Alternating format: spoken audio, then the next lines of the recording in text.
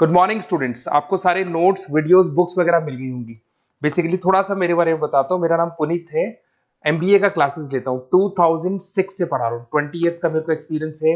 Viju, Poornima, JECRC, Arya, ILM, IRM, IPS business school सब में मैं जा रहा हूँ और एज अ गेस्ट फैकल्टी पढ़ा रहा हूँ। और इवनिंग में मेरा क्लासेस चलता है, ऑनलाइन ऑफलाइन रिकॉर्डेड तीनों मोड पे क्लासेस चलता है। उसके अलावा एक टॉप कॉलेज है एमबीए का, आईएम अहमदाबाद, वहां मैं बच्चों को हर साल लेके जाता हूँ। मुंबई में एआई यूनिवर्सल, यहाँ पे गेस्ट पढ़ा रहा हूँ मैं। जेईसीआरसी में पढ़ा रहा हूँ, आर्या कॉलेज में पढ़ा रहा हूँ। इन कॉलेजेस में मैं पढ़ा रहा हूँ। देखिए, राइटर भी हूँ। 2008 से मैंने बुक्स वगैरह लिखना स्टार्ट कर दिया था। यूट्यूब पे सारे वीडियोस मिल जाएंगे, रिकॉर्डेड लाइव लेक्चर सब कुछ मिल जाएंगे। बस एक छोटा सा इंपॉर्टेंट डिस्कशन आप लोगों से करना था। एमबीए आप कहीं से भी करें, थोड़ा सा मेरे से आप डिस्कस करके अगर आप एमबीए ज्वाइन करते हैं तो आप थोड़ा सेफर मोड में रहेंगे। उसका रीजन बताता हूँ क्यों। क्योंकि मेरे को जो एक्सपीरियंस है ना 20 इयर्स का, एमबीए में प्लेसमेंट होगा कि नहीं होगा, कॉलेजेस कैसे पढ़ाते हैं, क्या उनका प्लेसमेंट स्ट्रक्चर है, क्या इंटरनल एक्सटर्नल इन्फॉर्मेशन है, मेन चीज अंदर क्या चल रहा है उनके। क्योंकि मैं तो रेगुलर कॉलेजेस में जा रहा हूँ तो मेरे को पता है कौन से कॉलेज में क्या चल रहा है। तो आप मेरे से थोड़ा सा एडवाइस लेके अगर आप एडमिशन लेते हैं तो थोड़ा सा सेफर जोन में रहेंगे। बाकी आपके डिस्टेंस के ऑनलाइन के एडमिशन, मणिपाल हो गया, एमएटी हो गया, ज्ञान विहार हो गया, तो यहाँ भी आपको अवेलेबल हो जाएंगे। तो आप अगर एडमिशन लेते हैं तो प्लीज मेरे से कंसल्ट करना। हो सकता है कि मैं आपको एक बेस्ट कॉलेज बता पाऊं और एक सेफर जोन में लेके जा पाऊं। क्योंकि एडमिशन लेने के बाद बच्चों को लगता है कि यार गलत जगह चले गए। Okay, best of luck. मेरा नंबर आपके पास है। साथ के साथ अगर आपको कोई और क्वेरी चाहिए तो मेरे को व्हाट्सअप करें या कॉल कर सकते हैं। Okay, best of luck.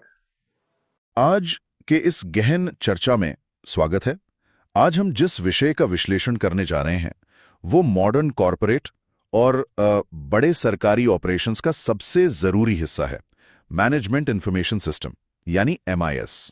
बिल्कुल। अगर हम आज के स्रोतों पर एक नजर डालें तो एक बात बहुत साफ तौर पर उभर कर आती है कि डेटा अब सिर्फ किसी सर्वर रूम में पड़ी हुई कुछ बाइट्स या स्प्रेडशीट्स के कॉलम्स तक सीमित नहीं रह गया है। सही कहा। ये किसी भी संस्थान का लाइफ ब्लड बन चुका है, एक ऐसी जीवन रेखा जो पूरी दिशा तय करती है। हाँ, और आज के हमारे इस विश्लेषण का मुख्य मकसद यही समझना है कि कैसे इस कच्चे डेटा को, मतलब रॉ डेटा को प्रोसेस करके एक्शनेबल इंसाइट्स में बदला जाता है, और कैसे ये एक छोटे स्टार्टअप से लेकर बड़े राष्ट्रीय प्रोजेक्ट्स तक हर फैसले की बुनियाद बन गया है। सुनने वालों के लिए ये जानना बहुत दिलचस्प होगा कि पर्दे के पीछे ये पूरी कॉम्प्लेक्स मशीनरी आखिर काम कैसे करती है। और अगर हम इस लाइफ ब्लड वाले उदाहरण को, जैसे आपने कहा, थोड़ा और आगे बढ़ाएं तो ये साफ होता है कि जिस तरह शरीर में खून का सिर्फ होना काफी नहीं है, उसका सही बहाव और सही वक्त पर अंगों तक पहुंचना जरूरी है, ठीक वैसे ही संस्थानों के लिए सिर्फ डेटा इकट्ठा करना काफी नहीं है। मतलब आज के डिजिटल युग में स्टोरेज तो वैसे भी बहुत सस्ता हो गया है, तो हर कोई टेराबाइट्स और पेटाबाइट्स में डेटा जमा कर ही रहा है। एग्जैक्टली। डेटा तो सबके पास है, लेकिन एमआईएस की असली ताकत तब समझ आती है जब वो इस डेटा के ढेर से शोर को, मतलब नॉइज को हटाकर असली सिग्नल्स को पकड़ता है। जब तक सिस्टम क्यों और कैसे का साफ जवाब नहीं देता, तब तक वो डेटा महज एक डिजिटल कचरा है। असली खेल प्रिडिक्टिव एनालिटिक्स और रियल टाइम प्रोसेसिंग का है, जो फैसले लेने वालों को आने वाले ट्रेंड्स का पहले से अंदाजा लगाने में मदद करता है। तो चलिए इस फैसला लेने की प्रक्रिया पर ही सबसे पहले फोकस करते हैं। Decision making. आज के बिजनेस एनवायरनमेंट में मुझे लगता है वो गट फीलिंग या इंट्यूशन वाला दौर लगभग खत्म हो चुका है। ओह, बिल्कुल खत्म हो चुका है। रिसर्च डॉक्यूमेंट्स ये बहुत अच्छी तरह दिखाते हैं कि कैसे डेटा ने गेस वर्क को पूरी तरह से हटा दिया है। जैसे सेल्स डेटा का ये उदाहरण ले लीजिए। पहले सेल्स डेटा का मतलब सिर्फ ये देखना होता था कि पिछले महीने कितना सामान बिका। हाँ। पर अब कंपनियां डायनामिक प्राइसिंग मॉडल्स का इस्तेमाल कर रही हैं, जिसमें डेटा के आधार पर किसी एक प्रोडक्ट की कीमत दिन में कई बार बदल सकती है। दिन में कई बार मतलब जैसे फ्लाइट टिकट्स या कैब फेयर्स में होता है। हाँ, बिल्कुल वही। डिमांड के पैटर्न, मौसम या यहाँ तक कि मार्केट में कंपेटिटर्स क्या कर रहे हैं, इन सब का रियल टाइम डेटा प्रोसेस करके तुरंत प्राइसिंग और रिसोर्स एलोकेशन के फैसले लिए जाते हैं। ये डायनामिक अप्रोच भी शायद आज मार्केट लीडर्स और पिछड़ रही कंपनियों के बीच का सबसे बड़ा अंतर है। और आपने रिसोर्स एलोकेशन की बात की। हाँ, क्योंकि जब एक एमआईएस ठीक से काम करता है तो वो मैनेजमेंट को बताता है कि उनके मार्केटिंग बजट का कौन सा हिस्सा कहाँ सबसे ज्यादा रिटर्न दे रहा है। अगर हम सेल्स डेटा को इन्वेंट्री और मार्केटिंग खर्च के साथ जोड़ दें तो मैनेजमेंट एक बहुत ही नपतुली स्ट्रैटेजी बना सकता है। मतलब वो उन प्रोडक्ट्स का प्रोडक्शन तुरंत कम कर सकते हैं जिनकी डिमांड आगे गिरने वाली है। एग्जैक्टली और अपने वर्कफोर्स को वहां शिफ्ट कर सकते हैं जहां डिमांड बढ़ने वाली है। ये पूरा इकोसिस्टम एक डेटा ड्रिवन डिसीजन मेकिंग का बेहतरीन उदाहरण है। पर जब फैसले डेटा के आधार पर हो रहे हैं तो उन फैसलों के नतीजों को मापना भी तो उतना ही टेक्निकल हो जाता होगा। अगर हम परफॉर्मेंस इवैल्यूएशन की बात करें तो स्रोतों में KPIs यानी की परफॉर्मेंस इंडिकेटर्स पर बहुत जोर दिया गया है और ये अब सिर्फ क्वार्टरली प्रॉफिट्स देखने तक सीमित नहीं है। सही कहा आपने। अगर हम मैन्युफैक्चरिंग सेक्टर को देखें तो आज फैक्ट्री फ्लोर पर हर एक मशीन, हर एक कन्वेयर बेल्ट सेंसर्स से जुड़ी होती है। इसको इंडस्ट्रियल इंटरनेट ऑफ थिंग्स या IIoT कहते हैं। ये लगातार डेटा भेज रहा होता है। तो इस डेटा से सिर्फ एम्प्लॉयज की प्रोडक्टिविटी ही नहीं मापी जा रही? सिर्फ प्रोडक्टिविटी नहीं बल्कि मशीन का डाउन टाइम और ओवरऑल इक्विपमेंट इफेक्टिवनेस, जिसे OEE कहते हैं, वो भी ट्रैक हो रहा है। ये इसलिए भी जरूरी है क्योंकि इससे बॉटलनेक्स यानी काम में आने वाली रुकावटों की पहचान होती है। इसे थोड़ा और आसान करके समझते हैं। जैसे किसी असेंबली लाइन में अगर 5 अलग अलग स्टेप्स हैं, हाँ, और अगर फाइनल प्रोडक्ट बनने की स्पीड अचानक धीमी हो जाए तो पहले ये पता लगाना बहुत मुश्किल होता था कि प्रॉब्लम किस स्टेप में है। लेकिन आज MIS के डैशबोर्ड्स तुरंत अलर्ट कर देते हैं कि देखिए स्टेप 3 की किसी स्पेसिफिक मशीन का टेम्परेचर नॉर्मल से ज्यादा हो गया है, जिसकी वजह से उसकी प्रोसेसिंग स्पीड 15% कम हो गई है। कमाल है। मतलब ये सिर्फ परफॉर्मेंस देखना नहीं हुआ। नहीं, ये प्रिडिक्टिव मेंटेनेंस है। प्रॉब्लम के बड़ा होने और पूरी प्रोडक्शन लाइन के रुकने से पहले ही उसको डेटा के जरिए पहचान कर ठीक कर लिया जाता है। ये बहुत ही दिलचस्प है कि कैसे एक छोटी सी मशीन का डेटा पूरी फैक्ट्री की मैक्रो लेवल प्रोडक्टिविटी को बचा लेता है। लेकिन अगर हम थोड़ा और जूम आउट करें, स्ट्रेटेजिक प्लानिंग पर आते हैं, वहां डेटा का जादू और भी बड़ा हो जाता है, खासकर रिटेल चेन्स के मामले में जहां कैपिटल खर्च बहुत ज्यादा होता है। रिटेल में तो डेटा ही सब कुछ है आजकल। कोई भी बड़ी रिटेल कंपनी जब एक नया स्टोर खोलने की सोचती है तो वो सिर्फ उस सड़क का ट्रैफिक नहीं देखती। हाँ, मैं स्रोतों में पढ़ रहा था कि वो हीट मैप्स और लोकल डेमोग्राफिक्स देखते हैं। बिल्कुल, हीट मैप्स, डेमोग्राफिक्स, आसपास के कंपेटिटर्स और यहाँ तक कि उस इलाके के लोगों के क्रेडिट कार्ड स्पेंडिंग पैटर्न्स का एग्रीगेटेड डेटा। ये एक तरह से ज्योग्राफिक इंफॉर्मेशन सिस्टम यानी GIS और MIS का बहुत ही तगड़ा कॉम्बिनेशन है। और इस कॉम्बिनेशन का सबसे बड़ा फायदा शायद यह है कि रिस्क लगभग ना के बराबर हो जाता है। एक नया स्टोर खोलना करोड़ों का निवेश है। सही बात है। ये डेटा इंश्योर करता है कि स्टोर पहले दिन से ही प्रॉफिट की तरफ जाए, और उससे भी बड़ी बात, ये डेटा तय करता है कि उस स्पेसिफिक स्टोर के अंदर क्या सामान रखा जाएगा। अच्छा, मतलब एक ही शहर के 2 अलग-अलग स्टोर्स में अलग इन्वेंट्री हो सकती है। बिल्कुल हो सकती है, क्योंकि वो अपने अपने इलाके के हाइपर लोकल डेटा पर निर्भर करते हैं। अगर एक स्टोर किसी ऐसे इलाके में है जहां यंग प्रोफेशनल ज्यादा रहते हैं तो वहां रेडी टू ईट मील्स और फिटनेस सप्लीमेंट्स का स्टॉक ज्यादा होगा। ये जो डेटा ड्रिवन कस्टमाइजेशन है ना, यही मॉडर्न रिटेल की जान है। कस्टमाइजेशन और इन्वेंट्री मैनेजमेंट से हम नेचुरल तरीके से ऑपरेशंस की तरफ आते हैं। ऑपरेशनल एफिशिएंसी, खासतौर पर सप्लाई चेन मैनेजमेंट में आज के टाइम पे शायद सबसे कॉम्प्लिकेटेड डोमेन बन गया है। स्रोतों में सप्लाई चेन विजिबिलिटी पर बहुत लंबा डिस्कशन है। जब हम ग्लोबल सप्लाई चेन की बात करते हैं, जहां कच्चा माल एक देश से आ रहा है, मैन्युफैक्चरिंग किसी दूसरे देश में हो रही है और सेल्स तीसरे में, वहां रियल टाइम डेटा के बिना काम चलाना तो नामुमकिन लगता है। नामुमकिन ही है। ये सिर्फ ये ट्रैक करने तक नहीं है कि ट्रक कहाँ पहुंचा, ये इन्वेंट्री को इस तरह से मैनेज करने के बारे में है कि जस्ट इन टाइम डिलीवरी हो सके, जिससे वेयरहाउस का खर्चा बचे और स्टॉक आउट की नौबत भी ना आए। सही बात है। सप्लाई चेन में इस रियल टाइम डेटा का सबसे बड़ा असर बुलविप इफेक्ट को कम करने में दिखता है। सुनने वालों की सुविधा के लिए क्या आप इस बुलविप इफेक्ट को थोड़ा आसान शब्दों में समझा सकती हैं? जरूर।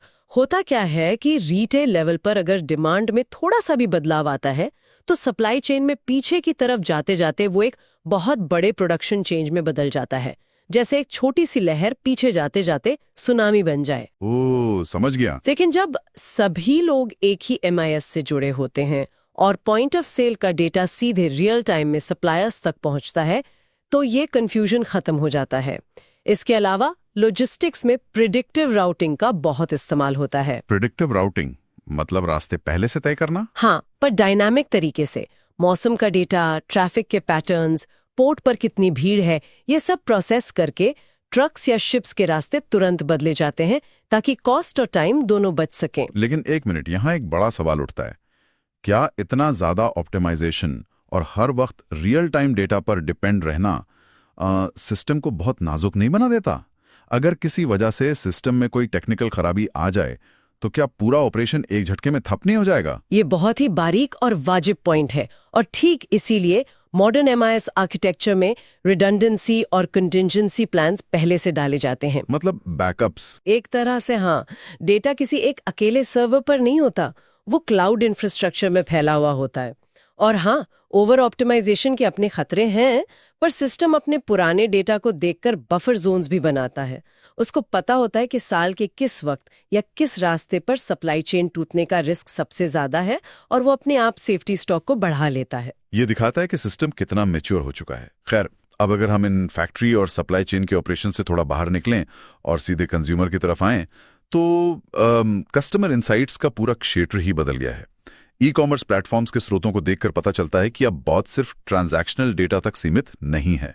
मतलब सिर्फ ये नहीं देखा जा रहा है कि किसने क्या खरीदा। नहीं, अब पूरा फोकस बिहेवियरल डेटा पर है, और ये बहुत इंटरेस्टिंग है। कोई यूजर किसी प्रोडक्ट के पेज पर कितनी देर रुका, उसने पेज को कितना नीचे तक स्क्रॉल किया, उसने क्या कार्ट में डाला और फिर बिना खरीदे छोड़ दिया। और मैंने तो यहां तक पढ़ा है कि माउस के कर्सर का मूवमेंट भी ट्रैक होता है। बिल्कुल होता है। ये सारा अनस्ट्रक्चर्ड डेटा लगातार प्रोसेस होता है एक एकदम सटीक कस्टमर प्रोफाइल बनाने के लिए। और इस प्रोफाइल का नतीजा ही होते हैं वो हाइपर पर्सनलाइज्ड रिकमेंडेशंस, राइट? जो हम सबको अपनी स्क्रीन्स पर दिखते हैं और हम सोचते हैं, अरे इनको कैसे पता मुझे ये चाहिए था? हाँ, और ये कोई इत्तेफाक नहीं होता। ये कोलैबोरेटिव फिल्टरिंग और मशीन लर्निंग एल्गोरिथम्स का कमाल है। सिस्टम ने आपके जैसे लाखों दूसरे यूजर्स के डेटा का विश्लेषण किया है जिनका बिहेवियर आपसे मिलता जुलता है। इसका बिजनेस पर सीधा असर ये पड़ता है कि कन्वर्जन रेट बहुत तेजी से बढ़ता है। तो एक ऐसा लूप बन जाता है जिसे तोड़ना किसी नई कंपनी के लिए लगभग नामुमकिन है। ये एक तरह से हमारे डिजिटल फुटप्रिंट का पूरा मोनेटाइजेशन है। पर जहां इतना पर्सनल और फाइनेंशियल डेटा एक जगह जमा हो रहा है, वहां रिस्क भी तो बहुत बड़ा है। रिस्क मैनेजमेंट और सिक्योरिटी के मामले में अगर कोई सबसे एडवांस लेवल पर काम कर रहा है तो वो है फाइनेंशियल इंस्टीट्यूशंस।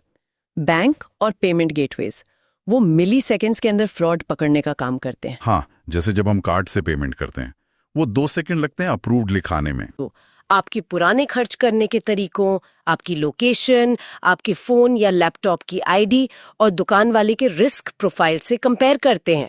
तो अगर मैं हमेशा अपने शहर में किराने का सामान खरीदता हूँ और अचानक मेरे कार्ड से किसी दूसरे देश में लाखों का लैपटॉप खरीदा जा रहा हो, तो सिस्टम तुरंत उस पैटर्न को अजीब मानकर बिना किसी इंसान के पूछे रियल टाइम में ट्रांजैक्शन ब्लॉक कर देगा। कमाल है। और स्रोतों में ये भी लिखा है कि रिस्क मैनेजमेंट सिर्फ फ्रॉड रोकने तक नहीं है, क्रेडिट रिस्क असेसमेंट में भी डेटा ने पूरी तस्वीर बदल दी है। पहले अगर किसी को लोन चाहिए होता था तो बस उसका क्रेडिट स्कोर और इनकम टैक्स रिटर्न देखा जाता था। लेकिन अब ऑल्टरनेटिव डेटा पॉइंट्स का इस्तेमाल होता है। जैसे क्या आप अपना बिजली का बिल टाइम पर भरते हैं, आपके बिजनेस का रोज का कैश फ्लो कैसा है।